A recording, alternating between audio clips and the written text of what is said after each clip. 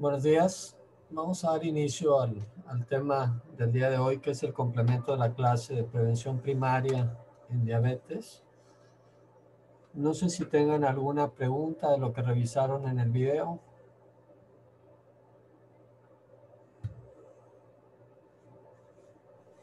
Doctor, yo tengo una pregunta. ¿Se oye muy bajo el volumen? Perdón. Disculpe. ¿Sí se escucha mejor? Sí. Está bien. Doctor, cuando llega un paciente que tiene diabetes, ¿cómo es el plan en sí, cómo es el plan de cómo lo van a tratar? ¿Primero empiezan con los ejercicios y la dieta o se van directamente con el tratamiento farmacológico? De hecho, son ambas alternativas, Jorge. Se inicia un estilo de vida saludable al mismo tiempo que metformina a todos los pacientes con diabetes tipo 2 y se ve si toleran la metformina. Esa es la primera parte del tratamiento para las personas con diabetes, lo cual conlleva que hagan ejercicio, tengan una alimentación adecuada a su padecimiento. Si tienen sobrepeso u obesidad, que haya reducción del mismo peso y la farmacológica con metformina. Esa es la alternativa de tratamiento. Deben de hacer las tres cosas al mismo tiempo. Doctor, ¿Sí? una duda de nada más, antes de empezar la clase de ayer, me acuerdo que un compañero preguntó de los glucocorticoides que se estaban dando en el ambiente hospitalario para tratar la COVID grave, pero en esos casos de esos pacientes, ¿qué medicamento se optaría para disminuir la inflamación? O sea, porque yo tengo entendido que los glucocorticoides pues te inmunosuprimen más, o sea, disminuyen lo que es la inmunidad celular y pues ya de por sí el paciente tiene De hecho, eso es lo que linfopenia. eso es lo que se busca. Ujú. ¿Es Carlos quien está Sí, hablando? Sí, Carlos. sí, soy yo, Carlos. Carlos, lo que se busca es detener la tormenta de citocinas y para eso lo que necesitas es inhibir la respuesta inmune. Por eso se utiliza dexametasona. Los esteroides tienen la facultad de estabilizar las membranas de las células del sistema inmune y eso impide que haya liberación de citocinas.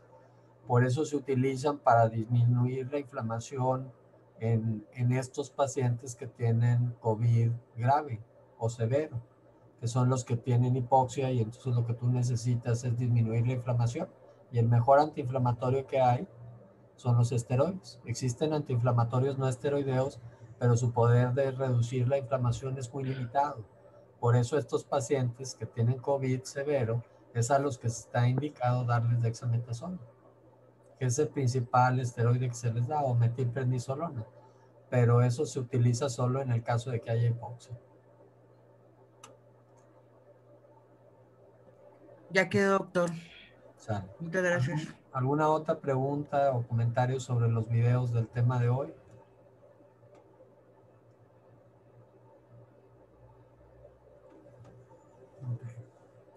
Pues el tema es hablar de prevención de diabetes y lo que vamos a tratar de hacer ahorita es revisar algunos conceptos en ese sentido de lo que es la prevención primaria de la diabetes tipo 2, que es el principal problema de salud. Esta es la agenda, revisar si tenían dudas o preguntas sobre el material expuesto, el uso de la herramienta del FinRisk o algunos casos clínicos con preguntas y comentarios.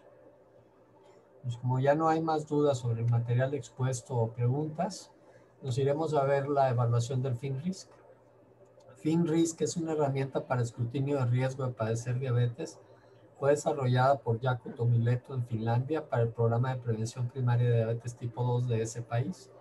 Jaakko Tomileto es uno de los autores que más ha publicado en prevención primaria, tiene cerca de 850 papers al respecto y es uno de los científicos más respetados en cuanto a lo que es el tema de prevención primaria de la diabetes tipo 2.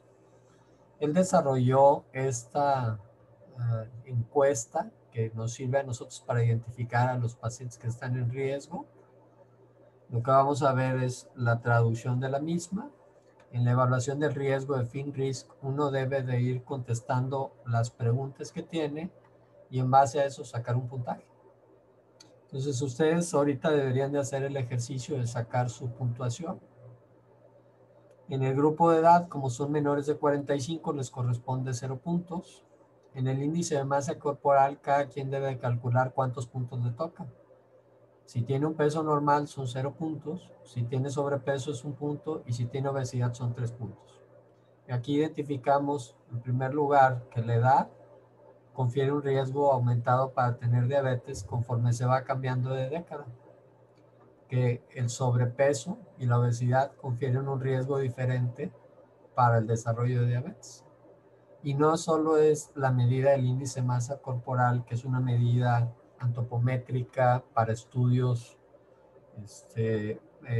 decretada por la Organización Mundial de la Salud, sino también que veamos el patrón de la obesidad, si la obesidad es abdominal o no. Y entonces para los hombres hay de 0 a 4 puntos, dependiendo si es menos de 94, 94, 102 o más de 102.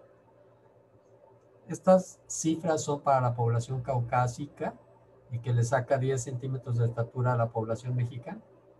Si ustedes recuerdan, los criterios para síndrome metabólico de la ATP3 mencionan que una cintura arriba de 102 para los hombres es una cintura que pone en riesgo de tener síndrome metabólico. Y para las mujeres es 88 centímetros. Pero estas cifras pudieran no ser las más adecuadas para la población mexicana. De hecho, los criterios de la Federación Internacional de Diabetes nos dicen que riesgo para los hombres de padecer síndrome metabólico es a partir de 90 centímetros. Y vean ustedes que aquí 90 centímetros queda en 0 puntos. Entonces, una adecuación a esto para los mexicanos debería de ser necesaria. Si hacen 30 minutos de ejercicio los 7 días de la semana, pues es 0 puntos. Y si no hacen 30 minutos de ejercicio los 7 días de la semana, es 2 puntos. Si consumen frutas o vegetales todos los días o no todos los días, lleva un puntaje. Si toman medicamentos para hipertensión arterial, que lo esperado es que ninguno de ustedes tome un medicamento ahorita para hipertensión arterial, pues les correspondería aquí 0 puntos. Aquel que ha desarrollado hiperglucemia en estrés, le corresponden 5 puntos. O aquel que tiene un familiar con diabetes, va en segundo grado 3 puntos y en primer grado 5 puntos. Si ustedes suman todos los puntos por la edad y el grupo en el que ustedes están, deberían de tener un puntaje menor a 7. De 0 a 7, en esta escala se estima que 1 de cada 100 desarrollará la enfermedad.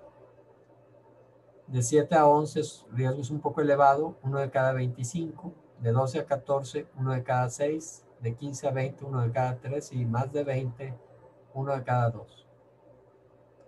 Entonces, la parte importante es a partir de los 12 a 14 puntos para la población caucásica. Y yo les comentaba en el video que la experiencia que tiene el doctor Héctor García Alcalá, quien ha aplicado el FinRisk y lo ha publicado aquí en México, él detecta que con 12 a 14 puntos nosotros estamos ya en un riesgo alto y 1 de cada 3 desarrollará la enfermedad y no 1 de cada 6. Entonces, el puntaje para los mexicanos debe ser más corto y estas categorías deben de modificarse al escalón anterior. De 7 a 11 el riesgo es moderado, de 12 a 14 el riesgo es alto y a partir de 15 el riesgo es muy alto para desarrollar diabetes. Si ustedes calcularon ahorita su riesgo, pues debería de estar en 0 puntos, en índice de masa corporal deberían de andar en 1, en cintura deberían de andar en 0 para hombres y mujeres.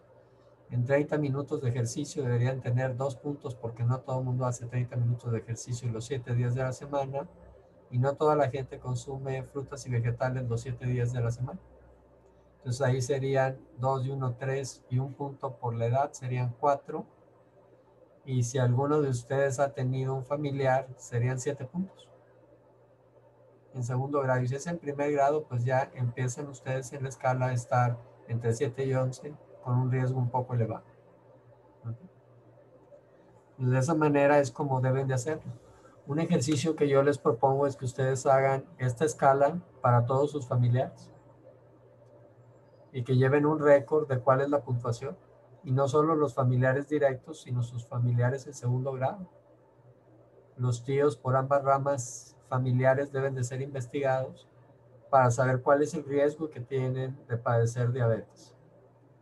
Es un ejercicio que deberían de hacerlo obligatorio para vigilar la salud en su familia y decir quiénes tienen riesgo de tener diabetes y entonces hacer una intervención temprana. Porque si no se empieza por una intervención a tiempo, los resultados en prevención primaria son poco alentadores. Ahora vamos a revisar unos casos clínicos. Es una femenina de 35 años de edad quien acude a la consulta por presentar una faringoamigdalitis. En los antecedentes heredofamiliares hay obesidad y diabetes en la rama paterna. En los antecedentes personales patológicos, ella tiene obesidad desde la adolescencia, tuvo un hijo macrosómico, ha tenido cirugía por colecistolitiasis a los 34 años de edad. Pesa 77 kilogramos, tiene una talla de 1,57, una cintura de 87 centímetros, un índice de masa corporal de 31, una tensión arterial de 140/90 y se le piden exámenes de rutina. Ella tiene una biometría hemática normal, tiene una glucemia de 115, tiene un colesterol de 190, un HDL de 40 y triglicéridos en 375. Ese es el caso de esta mujer que acude a consultar porque tiene una faringoamigdalitis y tiene pues estos resultados. ¿Cuáles factores de riesgo cardiovascular tiene esta paciente? Hipertensión, Triglicéridos elevados. hipertrigliceridemia, Tiene hipertensión, tiene un HDL bajo. Ella es una mujer y tiene un HDL, si nos regresamos a ver, de 40, lo cual es inaceptable para una mujer. Debería tener un HDL por arriba de 50. La hipertrigliceridemia se ha constituido como un factor de riesgo cardiovascular también. Entonces tiene en el perfil de lípidos dos factores de riesgo, HDL bajo y triglicéridos en 375. ¿Qué otros factores de riesgo tiene esta paciente? Obesidad, ¿Tiene obesidad? ¿Qué tipo de obesidad tiene, Ángela? grado 1, Según la OMS, pero según la cintura.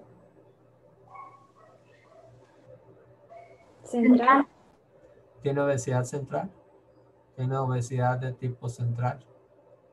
¿Qué otros factores de riesgo tiene? la el diabetes, hijo macrosómico, Antecedente de diabetes. El antecedente de diabetes en la familia es otro factor de riesgo para enfermedad cardiovascular. ¿El producto macrosómico es un antecedente cardiovascular o no? Un factor de riesgo para enfermedad cardiovascular. No, pero pudiera indicar hiperglucemia. Sí, entonces esto puede hablar de que la paciente tuvo diabetes gestacional. No es un factor de riesgo cardiovascular, pero es un factor de riesgo para el desarrollo de diabetes. El haber tenido un hijo macrosómico, Mónica, como bien lo identifica, puede hablar de hiperglucemia durante el embarazo. Esa es una respuesta adecuada. No se constituye como un factor de riesgo cardiovascular aceptado ahorita, porque no es una prueba fehaciente de que tuvo hiperglucemia. El 3% de los productos macrosómicos pueden darse sin evidencia de hiperglucemia en el embarazo.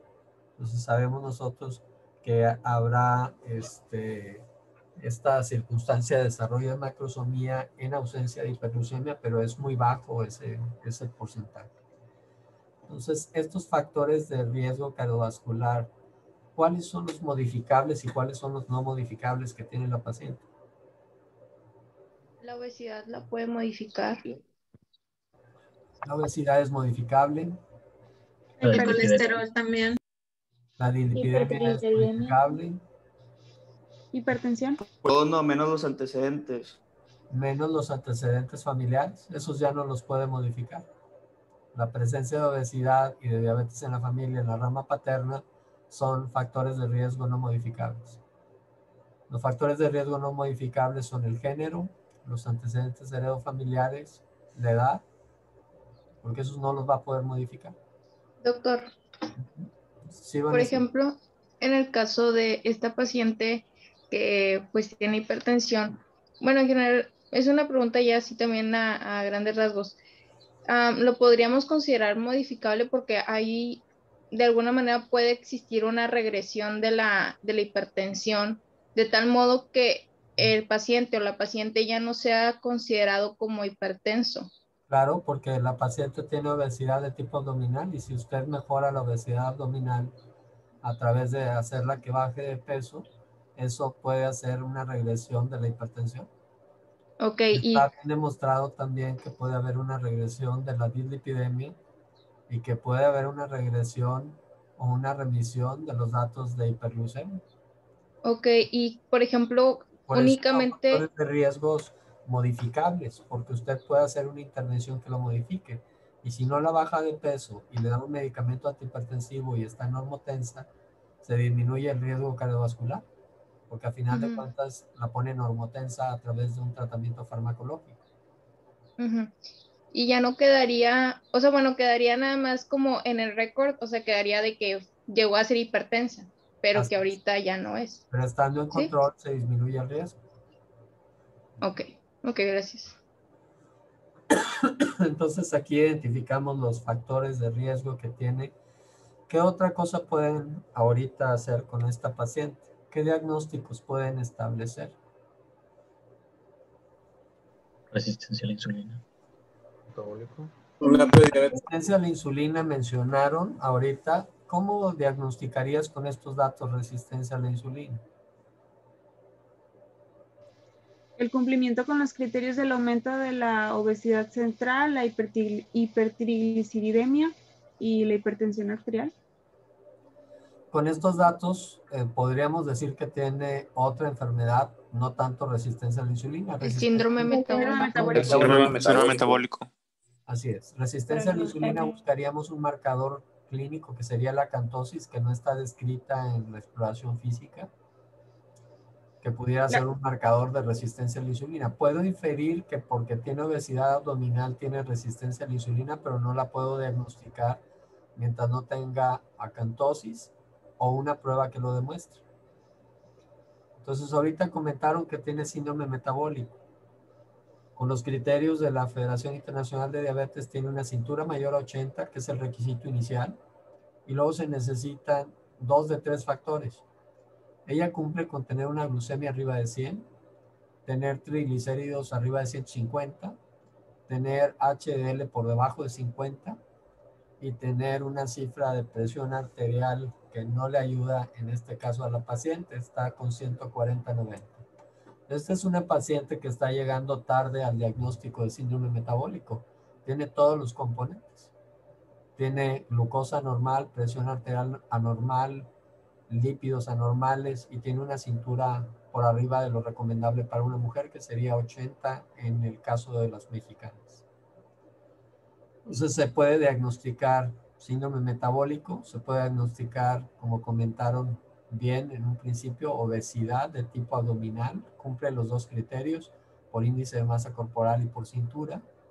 Se puede diagnosticar hipertensión, en este caso. ¿Qué opinan de diagnosticarle hipertensión a esta paciente?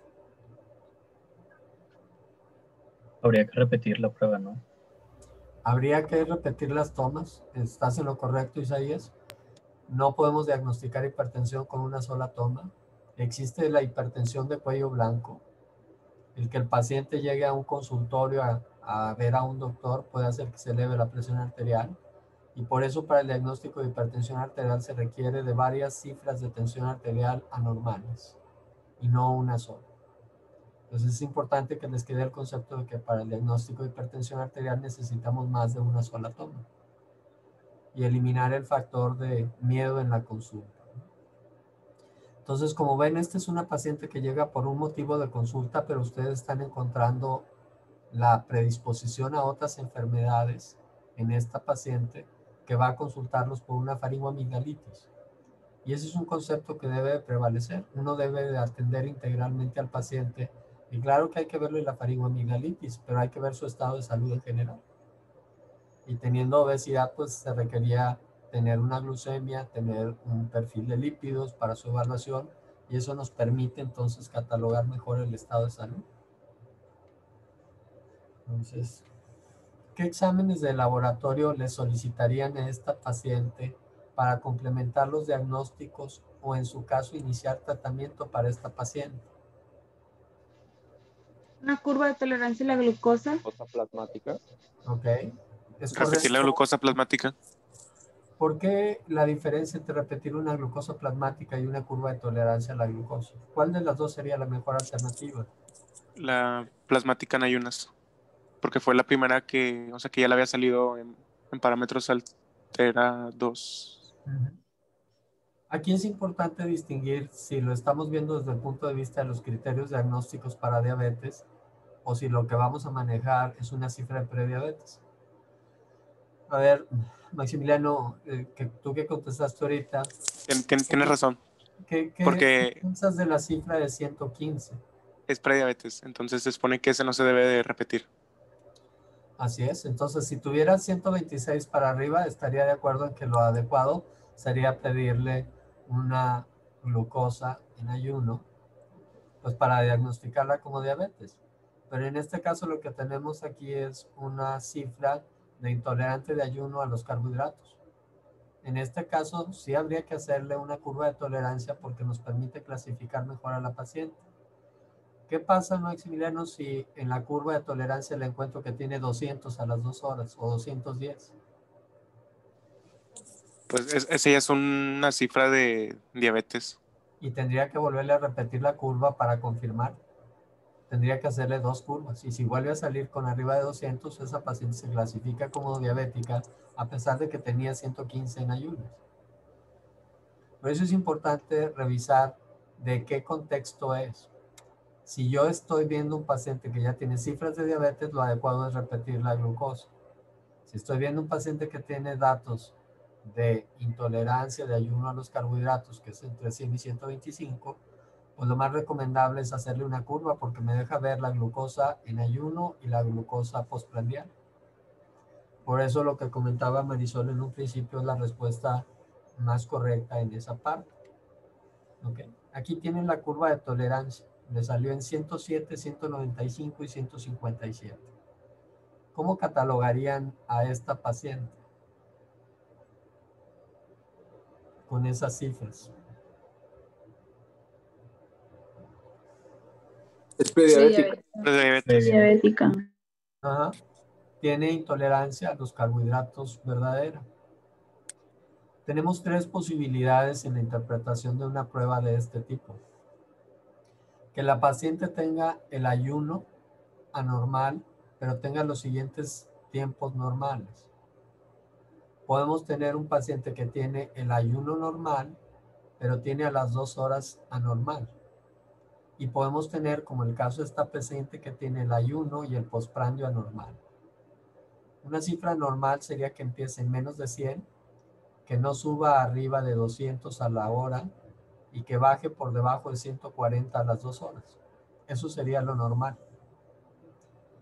Establecer si tiene intolerancia de ayuno porque solo la basal sea normal o intolerancia a los carbohidratos porque solo la de 2 horas sea normal es importante porque el pronóstico para el desarrollo de diabetes es diferente si el componente es la glucosa de ayuno o la glucosa postprandial.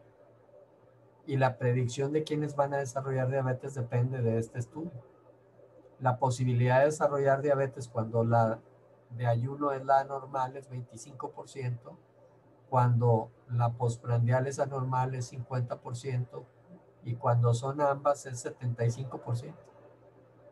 Quien tiene más posibilidad de pasar a diabetes es esta paciente porque tiene el ayuno y el postprandio anormales. ¿Cuál es la mejor manera de abordar el tratamiento de esta paciente? Cambio de estilo de vida. Dieta y ejercicio. Los estudios nos han demostrado que el hacer una intervención nutricional y cambiar el estilo de vida puede prevenir el desarrollo de diabetes. Ustedes están viendo el estudio más comentado acerca de la prevención primaria de la diabetes, que es el estudio norteamericano del Diabetes Prevention Program, o DPP por sus siglas en inglés, donde la reducción de la progresión contra lo que era el placebo fue en cambios al estilo de vida un 58% y en el uso de metformina un 31%. Como verán, la farmacoterapia es menos efectiva que las intervenciones en cambios al estilo de vida para la prevención de diabetes tipo 2. ¿Cuál es la tasa de conversión a diabetes mellitus tipo 2 de la intolerancia a los carbohidratos? Pues lo que les comentaba yo ahorita respecto a lo que sería el componente de hiperglucemia de ayuno, hiperglucemia postprandial o ambas. Pero ven ustedes que en el DPP lo que nos dicen es que quienes se quedan en placebo, quienes no hicieron cambios, 11% por año se convierten en personas con diabetes. Y cuando hay cambios al estilo de vida, solo 4.8 se convierten por año a tener diabetes. El estudio del DPP estaba diseñado para que durara 4 años. 8 años. Y duró 4 años porque la tasa de conversión en placebo era muy alta. Normalmente se decía que un 5% de los pacientes que estaban en prediabetes se iban a convertir a diabetes por año. Pero el estudio demostró que no era un 5%, sino el doble, un 11%. Y por eso lo que sabemos nosotros ahorita que para hacer una intervención pues tenemos una ventana de tiempo muy corta. Porque si el paciente está en el estatus de prediabetes, si yo no hago una intervención en los siguientes 4 años, la mitad de esos individuos van a tener diabetes. Entonces esa ventana de tiempo es una ventana de tiempo limitada. Vamos a ver un caso distinto. Ahora es un segundo caso. Es un paciente masculino de 62 años de edad que acude a consultar por descontrol de hipertensión. En sus antecedentes heredofamiliares tiene madre con diabetes tipo 2, abuelo paterno y padre con hipertensión arterial. El padre fue finado por infarto a los 52 años. En los antecedentes personales patológicos tiene sobrepeso desde los 50 años, tiene hipertensión arterial desde los 60 años, tratado con losartán 100 miligramos al día. En el periodo de evolución del estado actual se queja de cefalea vespertina, de boca seca y de disfunción eréctil. Tiene un peso de 85 kilogramos, una talla de 1,75, un índice de masa corporal de 27, su talla de pantalón es 36, que corresponde a 91.4 centímetros, y tiene una tensión arterial de 148/88. Basado en los factores de riesgo del paciente, ¿qué exámenes le harían a este paciente? Perfil de lípidos, glucosa plasmática en ayuno. Perfil de lípidos, una glucosa plasmática en ayuno. ¿Algún otro examen que requieran para este paciente? Y pues repetir el diagnóstico para la hipertensión, ¿no? Pues este paciente ya estaba diagnosticado y de hecho en tratamiento con losartán. En ese sentido, Raúl, no habría razón de volverle a hacer el diagnóstico. Tiene una biometría hemática normal, tiene una glucosa en 119, una creatinina en 0,9, un colesterol total de 220 con un HDL de 40, un colesterol no HDL de 180, triglicéridos en 250 y tiene una hemoglobina glucosilada en 5.8. Entonces, este paciente que tiene sobrepeso, que tiene una cintura que lo deja en obesidad abdominal, a pesar de que por índice de masa corporal tiene sobrepeso, tiene una cintura arriba de 90 centímetros. Este paciente, si yo lo veo en la consulta, pues tengo que pensar en síndrome metabólico porque tengo un paciente que ya está con hipertensión y tiene una cintura arriba de 90. Por eso estaba de acuerdo contigo, Raúl, en que había que tener una glucosa y había que tener un perfil de lípidos para poder hacer el diagnóstico de síndrome metabólico. Raúl, ¿consideras que le estamos haciendo a tiempo el diagnóstico de síndrome metabólico o no? Pues no, o sea, tenía los factores y pues por si la hipertensión pues ya la está tratando, pero aún así está Entonces elevada. estamos haciendo un diagnóstico tardío de síndrome metabólico. Ajá. Así es, no es un diagnóstico a tiempo porque ya está empezando a tener enfermedades que luego pudieras no quitarle. Este paciente, ¿cómo lo catalogarían según sus cifras de glucosa y de hemoglobina glucosilada? Es prediabético. Así es. ¿Qué diagnósticos podemos establecer entonces en este paciente? Si yo le calculo el fin risk, este paciente tiene 14 puntos. Tiene sobrepeso por la OMS, pero tiene obesidad abdominal por IDF. Tiene el concepto de síndrome metabólico, tiene prediabetes e hipertensión arterial. Que son los diagnósticos que podemos establecer con los datos, ¿verdad?, que tiene el paciente. ¿Cuál sería la meta de pérdida de peso para el primer año en este paciente para el tratamiento de lo que sería la prediabetes? Con un 5% de su peso es suficiente, ¿no? El 7. 7 al 10%. El 7 al 10, ¿no? La pérdida de peso a través de la alimentación y que baje un 7% del total de su peso corporal sería lo adecuado. 5% es lo que se pide que mantenga después de un año. La cifra que mencionaban ahorita también era correcta, 5%, pero la pérdida inicial debe ser un 7% del peso corporal. ¿Ok? Entonces debe de tenerse una pérdida de peso que sea significativa, que debe ser gradual, que se pueda mantener y que sea alcanzable para los pacientes. Hay muchos pacientes que llegan aquí con un sobrepeso importante o con obesidad y creen que tienen que bajar 30 kilos para quitarse el riesgo de tener enfermedades. Y pues hay que aclararle que si el paciente pesa 100 kilos, lo que tiene que bajar son 7.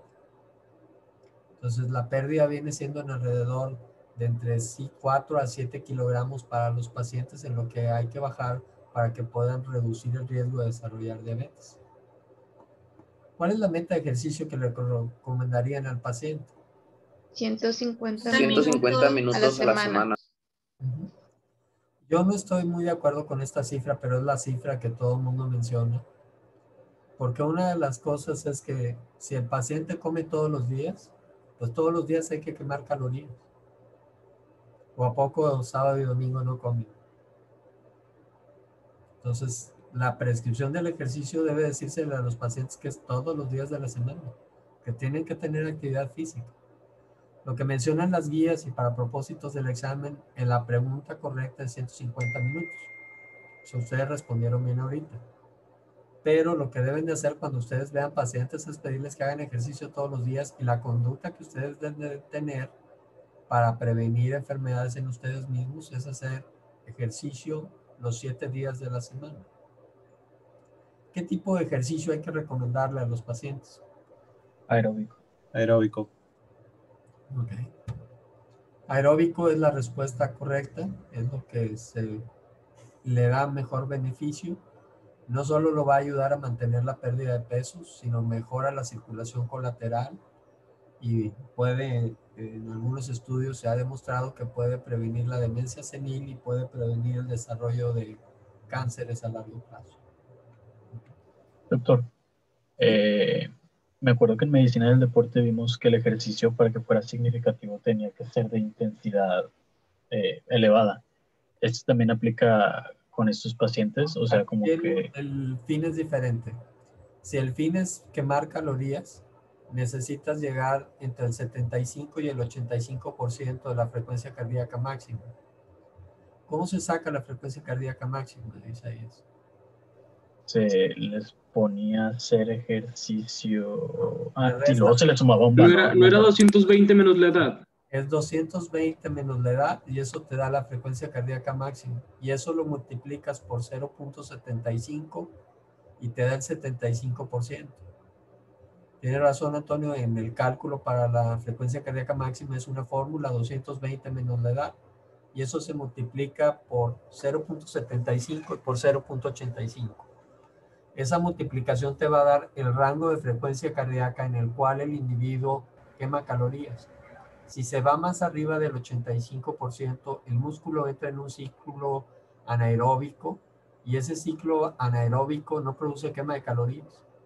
Por eso se le pide a los pacientes que no sobrepasen el 85% de la frecuencia cardíaca máxima cuando hacen ejercicio.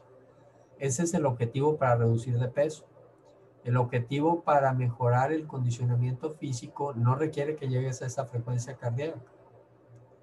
Entonces aquí el objetivo, recuerden que era favorecer la pérdida de peso a través de un cambio del estilo de vida integral. Y entonces hay que decirle a los pacientes que esos 30 minutos tienen que tener una frecuencia cardíaca que esté entre 75 a 85% de su frecuencia cardíaca máxima.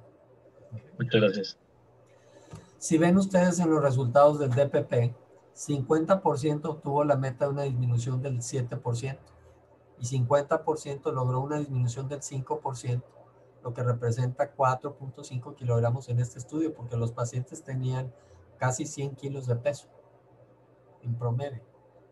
Y vean que el 74% de los pacientes llegó a 150 minutos de actividad física, no fue el 100%.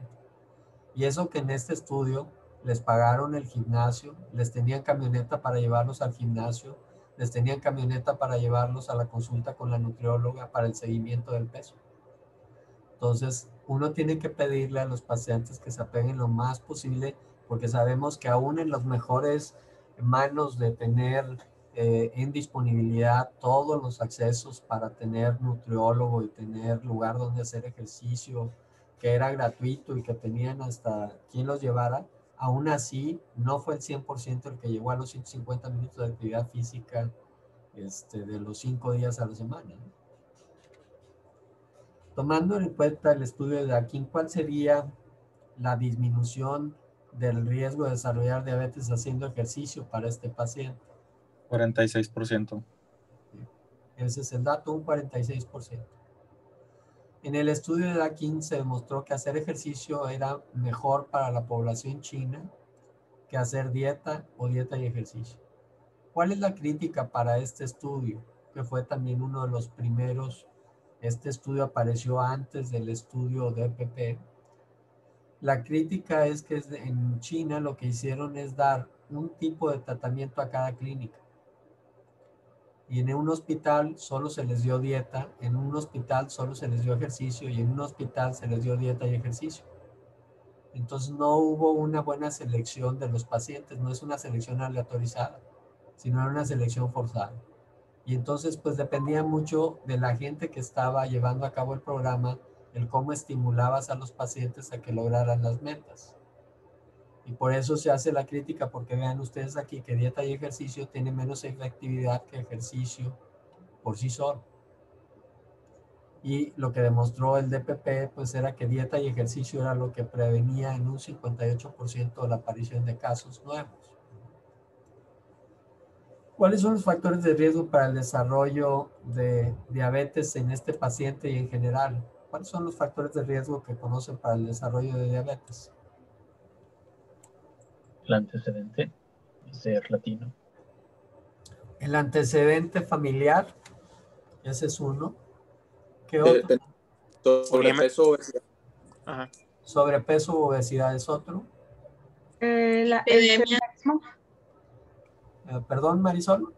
Sedentarismo. Sedentarismo es otro. La edad. La edad. La edad es otro. Dislipidemias. La hipertrigliceridemia. La hipercolesterolemia no es un factor de riesgo para el desarrollo de diabetes. Es correcto lo que dice Mariana, pero el caso es que hay que especificar que sea hipertrigliceridemia. La hipertrigliceridemia, por eso es uno de los criterios para el diagnóstico de síndrome metabólico. El diagnóstico de síndrome metabólico, como lo deben de haber visto con René, lo que nos permite es sospechar que el paciente puede tener dos enfermedades a futuro. Puede tener diabetes o puede tener mortalidad cardiovascular. Para eso es para lo que sirve el diagnóstico de síndrome metabólico. Y para fundamentarlo, pues necesitamos la hipertrigliceridemia, que da el riesgo de desarrollar diabetes, y el HDL bajo da el riesgo de infartarse. Entonces, la dislipidemia no lleva para el diagnóstico de síndrome metabólico los niveles de LDL ni de colesterol total, porque es un factor de riesgo tener HDL bajo para infartarse y tener una hipertrigliceridemia para el desarrollo de diabetes. ¿Qué otros factores de riesgo conocen para el desarrollo de diabetes en general? Tener diabetes mellitus gestacional. Diabetes gestacional. Diabetes gestacional. O haber tenido producto macrosómico. Producto macrosómico, aunque no se haya diagnosticado como diabetes gestacional, es un factor de riesgo.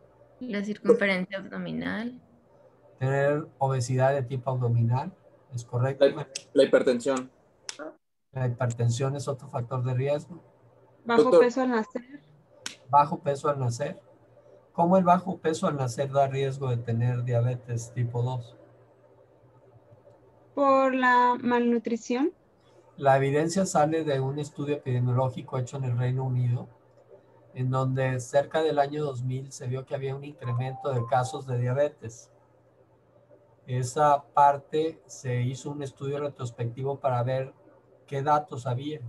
Y en Inglaterra tienen uno de los sistemas de registro de salud más avanzados del mundo. Y se fueron a ver desde que nacieron esos niños qué factores pudieran tener en común. Esos niños que en el año 2000 tenían entre 50 y 55 años habían nacido en la Segunda Guerra Mundial, cuando en Inglaterra había escasez, y esos niños pesaban menos de 3 kilos, de hecho pesaban menos de 2,500.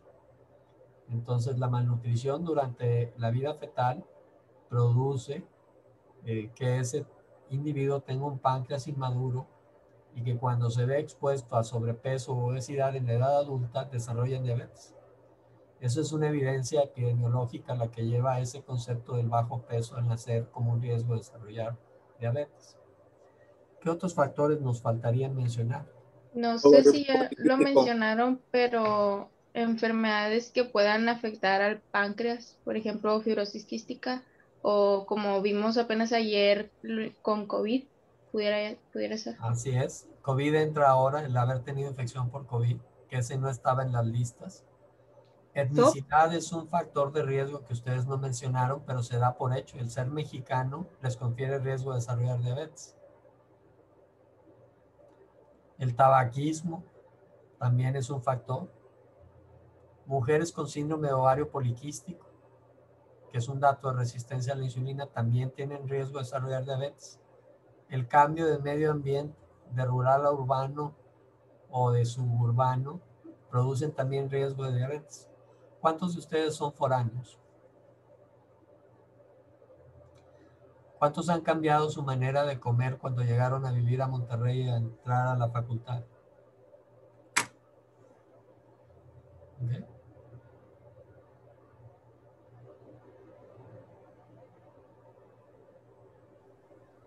Pues yo creo que yo creo que como la mitad, yo creo, doctor, casi, o un tercio, yo creo, de todos. Probablemente la mitad de ustedes, o un poco menos de la mitad, sean foráneos y se han tenido que adaptar a una manera diferente de vivir, porque ahora no viven en la casa de familia donde la madre puede tener o el padre puede tener una comida saludable, y llegan a un lugar donde se tienen que preparar sus propios alimentos y entonces se empiezan a consumir lo que hay alrededor de la facultad. Y lo que hay alrededor de la facultad no es comida saludable. Entonces, el cambiar de medio ambiente está demostrado que produce sobrepeso y obesidad, y a través de eso es un factor de riesgo para el desarrollo de diabetes. Entonces, verán ustedes que hay algunas circunstancias que uno no pensaría rápidamente que es un factor de riesgo para desarrollar diabetes, pero las tenemos que tener en cuenta cuando vemos a un paciente que llega por cualquier motivo, ya sea una faringoamigdalitis, como fue el primer caso, o aquí que tiene sospecha el paciente de tener descontrol de la hipertensión por los síntomas de disfunción eréctil y de tener aumento de la diuresis, pudiera uno pensar que este paciente con la boca seca tenga datos para pensar en diabetes. Y por eso se hizo el abordaje en ese sentido. Okay.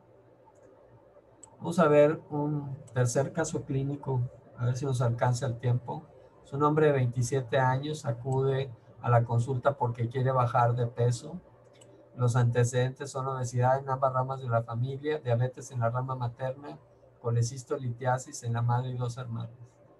Alcohol negativo, tabaco positivo ocasional, refiere obesidad al salir de la adolescencia, ha intentado bajar de peso en repetidas ocasiones, pero vuelve a subir de peso. Refiere somnolencia postprandial, dolor articular en rodillas y tobillos, ocasionalmente tiene disnea de medianos esfuerzos. Tiene un peso de 97 kilogramos, un índice de masa corporal de 30, una cintura de 99 centímetros, hay acantosis en cuellos y axila, el resto de la exploración física parece normal. Acude con un perfil bioquímico porque sabía que se lo iban a pedir en los intentos por bajar de peso, se lo han pedido en varias ocasiones. Una glucosa de 110, una creatinina en 1,1, colesterol total en 194, triglicéridos en 148. Tiene un perfil tiroideo con una T4 total en 9.9 y una TSH en 1.86, que es un perfil tiroideo normal. Entonces este paciente, como iba a buscar atención por obesidad y ya le habían pedido con anterioridad perfiles bioquímicos y perfiles tiroideos, acude a la consulta con esos resultados. Basado en la historia del paciente, ¿requieren algún estudio adicional para este paciente? La glucosa plasmática en el día. Una glucosa plasmática. Una curva. Tiene ahorita este paciente en la historia clínica tiene ya 110. ¿Le pediría una glucosa o le pediría una curva, Celina? Una curva. Sería una curva lo que habría que pedirle a este paciente. Doctor, yo tengo una duda. Ajá. Porque, por ejemplo, así en la teoría, como tal, dice que cuando es prediabetes con una prueba basta para hacer el diagnóstico, pero, por ejemplo, ahorita que hemos estado viendo que es recomendable pedirle una curva después de ya saber que tuvo prediabetes, por así decirlo, en el plasmático en ayunas, ¿es nada más porque es más práctico para la vida diaria? Es porque te permite establecer cuál es la tasa de conversión. No es lo mismo tener glucosa de ayuno alterada que tener ambas.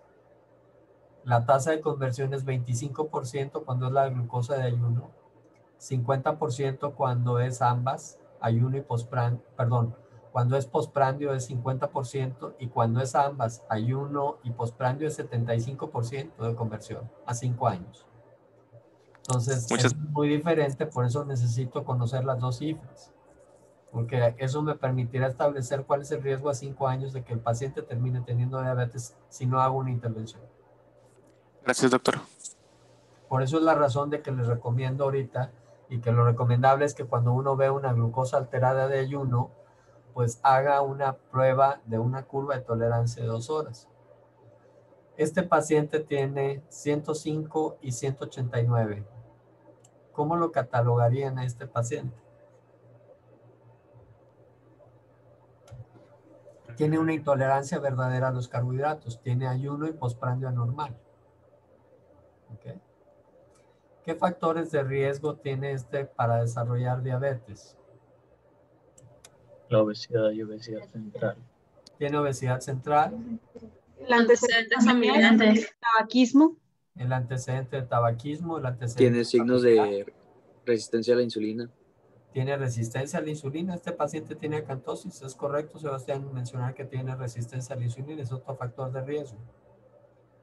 Y el paciente tiene una glucosa normal. O sea, tiene todos esos factores de riesgo, ¿no? Entonces, cuando uno lo ve, tiene glucosa normal, el paciente tiene una cintura anormal con obesidad por OMS y por IDF, tiene resistencia a la insulina, tiene datos de diabetes en la familia y tiene datos de obesidad en la familia y también tiene tabaquismo, aunque sea ocasional. ¿Sí, Daniela, iba a comentar algo, Daniela? No, yo, doctor, es que ahorita que vimos los resultados y que tenía la que es en ayunas alterada y la postprandial también, usted dijo que tenía intolerancia verdadera. Si hubiera tenido solo una de las dos, ¿no se considera intolerancia verdadera? Sí se considera intolerancia, pero la clasificación es diferente. Intolerancia de ayuno significa que nada más el ayuno está anormal. Intolerancia a los carbohidratos, que el postprandio está anormal, pero cuando ambas tiene una verdadera intolerancia. Son las 3 categorías. Gracias. Doctor, yo sí tengo también una duda. La acantosis nigricans se pudiera decir que es patognomónico de resistencia a la insulina o puede presentarse en otras enfermedades. Así es, eso es un sinónimo de resistencia a la insulina. Ok, solamente se presenta en esos casos. Así es. Requiere tener resistencia a la insulina para tener acantosis. Doctor, ¿sí? Yo tengo una duda porque no entendí muy bien por qué se se hacía la curva de tolerancia porque pues ya traía la glucosa alterada, ¿verdad? Pero... Sí, es diferente, Vanessa, porque el concepto es que si el paciente tiene glucosa de ayuno alterada y glucosa postprandial alterada, 75% de esos individuos en 5 años ya tienen diabetes. Si solo tiene la glucosa de ayuno alterada, pero la glucosa de las 2 horas le hubiera salido en 120, 25% de esos pacientes a 5 años tienen diabetes. Esa es la diferencia de por qué necesita establecer cuál es el grado de intolerancia. Ok, y por ejemplo, si hubiera tenido esa, o sea, si hubiera salido alterada en cualquier otra, ¿cómo decirlo? En cualquier otra determinación de glucosa, en otro contexto, ahí ya no tendríamos por qué repetir la prueba si saliera en una cifra de prediabetes. Siempre hay que responder a esa cifra haciendo un análisis. Si el paciente llegó porque le duele la rodilla y usted lo va a operar porque le encontró que tiene que reemplazarle la rodilla por el sobrepeso, a ese paciente le tiene que pedir exámenes preoperatorios y ahí le sale que tiene 107 de glucosa. ¿Qué tiene que hacer con ese paciente? En el contexto de que lo va a operar, pues como quiera le tiene que averiguar si tiene prediabetes o no. Entonces hay que hacerle una curva de tolerancia a la glucosa. Ah, muy bien. O sea, todo depende del contexto. Llegó porque tiene ahora diarrea por una intoxicación alimentaria y usted tiene duda de que el paciente lo ve con obesidad y dice, bueno, tengo dudas si este paciente tiene riesgo de desarrollar diabetes, y le hace una química y le sale que la glucosa en ayunas está en 110, ¿qué le va a hacer? Pues le va a tratar la diarrea que trae y le va a pedir que se haga un examen para corroborar la glucemia. Ese es el concepto que debe quedar ahorita prevalente, Vanessa. El paciente que llega por cualquier cosa, pero que tiene factores de riesgo, hay que buscarle la hiperglucemia. Por eso insistimos mucho en que conozcan cuáles son los factores de riesgo, porque este paciente, pues lo que quiere es bajar de peso, pero ahora nos encontramos de que ese paciente ya no es un paciente que solo debe bajar de peso, sino es un paciente que tiene prediabetes, y entonces debemos de tratarlo para bajarlo de peso, pero aparte debe estar consciente de que debe vigilar sus cifras de glucemia y que requiere un cierto porcentaje de efectividad en el tratamiento para prevenir la diabetes. Por eso es el concepto que buscamos, es que ustedes vean que los pacientes, independientemente por el motivo que vayan de consulta, si tienen factores de riesgo, uno tiene que aplicar el FIN-RISC, uno tiene que hacerles los exámenes de detección de diabetes para poder hacer la prevención de la enfermedad. Ok, gracias. La siguiente pregunta era cuál era la disminución. La disminución, pues en este caso son 7 kilogramos, es el 7% del peso. 10 kilogramos a este paciente en 3 meses sería el manejo de la obesidad, porque aquí le pediríamos para el manejo de la obesidad que fuera el 10% y el manejo para la prevención de la diabetes sería solo el 7%. Entonces aquí depende de cuál es el motivo de consulta. Si el motivo de consulta es obesidad, yo sé que le debo de pedir 10 kilogramos en 3 meses para que este paciente de todas maneras le hago la prevención de la diabetes. Porque al bajar este 10% ya va a llevar cuando menos el 7% que el paciente necesita para prevención de diabetes. ¿Okay? Entonces eso es la importancia de cómo clasificar y ver el motivo de consulta y el contexto en el cual se desarrolla la prediabetes. ¿Cuál es la modalidad de tratamiento que requiere este paciente para lograr esa pérdida de peso? Plan de alimentación y actividad física, y puede recibir farmacoterapia porque tiene índice de masa corporal arriba de 27 y tiene la glucosa elevada. La pregunta 5 es ¿qué farmacoterapia? Pues la farmacoterapia, una de las que ha disminuido el riesgo de desarrollar diabetes es el Orlistat. Un inhibidor de la absorción de grasas a nivel intestinal reduce un 37% el riesgo de desarrollar diabetes en quienes tienen obesidad y prediabetes. Y liraglutide disminuye la progresión a diabetes a un 3% versus 11%. ¿Se acuerdan que la disminución en el DPP era la progresión era 4.8 versus 11? Cuando se les da liraglutide para bajarlos de peso, los pacientes desarrollan diabetes solo en el 3%. Es todavía mejor que el resultado del DPP. Y entonces una farmacoterapia para obesidad también puede ser una manera de prevenir la diabetes en estos individuos que tienen obesidad y prediabetes. No sé si tengan alguna pregunta o alguna duda. Nos quedan unos 2 o 3 minutos todavía para comentar.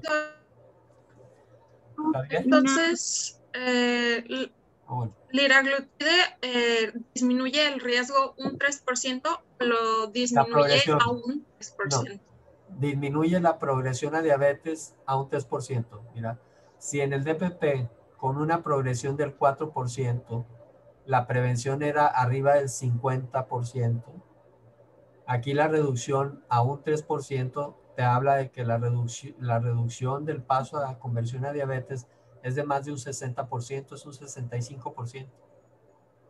Pero solo aplica para individuos que tienen obesidad, porque este estudio fue hecho en individuos que tienen obesidad, no sobrepeso. ¿Okay? ¿Alguna otra pregunta? Doctor. Sí. Perdón. Vamos adelante. Y luego con Marisol. Javier. ¿Yo primero? Sí. Le iba a comentar, yo sé que no hemos visto el fármaco aquí en las clases, pero se ha visto que con la fentermina ha tenido buenos resultados en la pérdida de peso en pacientes obesos. Eso lo van a ver en el curso de nutrición, que es donde se ve el tema de obesidad. Y sí, la fentermina puede reducir de peso. El problema es que ese es un medicamento que solo puedes administrar por 3 meses. Eso es lo que se debe utilizar. Liraglutide en los programas de SCALE se ha utilizado a lo largo de 4 años de tratamiento continuo, lo cual hace que los pacientes permanezcan con la pérdida de peso. Yo creo que esa parte pues la revisaremos más al final de Ciencias Médicas 1 cuando llevemos el tema en nutrición. Ok, gracias. Okay. Marisol iba a comentar algo, Marisol. Sí, doctor, le iba a preguntar que cuál era el porcentaje de progresión a diabetes mellitus en la intolerancia a carbohidratos solo postprandial en este paciente. 50%. Aquel que tiene una glucosa de ayuno menor de 100, pero que la glucosa en la carga de tolerancia a las 2 horas le da entre 140 y 199, 50% a 5 años va a terminar teniendo diabetes. Gracias. La hiperglucemia postprandial habla más de un defecto de la primera fase de secreción de insulina, que ya no tiene primera fase de secreción. De hecho, la glucosa postprandial alterada es el primer fenómeno que vemos nosotros como predictor fuerte de diabetes. No sé si tengan alguna otra pregunta o comentario. Doctor, ¿por qué, se le podría también administrar metformina? Sí, se le puede administrar. Metformina en el DPP, el mejor grupo para administrárselo es a los individuos jóvenes que tienen obesidad. ¿Este paciente sería candidato a metformina? Sí. La metformina no demostró ser preventiva en individuos mayores de 60 años de edad. Entonces, darle a un individuo que tiene 60 para arriba, que tiene prediabetes, metformina no tiene caso, no previene. Esto es para gente que tiene criterio de obesidad, no de sobrepeso, y que tiene menos de 60 años de edad. Este paciente cumplía ese requisito, metformina pudiera ser una alternativa farmacológica. Nada más que hay que recordar que si no hace los cambios al estilo de vida y solo le das metformina, la efectividad es del 31%, en lugar del 58% cuando haces dieta y ejercicio. Es un tratamiento que es menos efectivo para la prevención.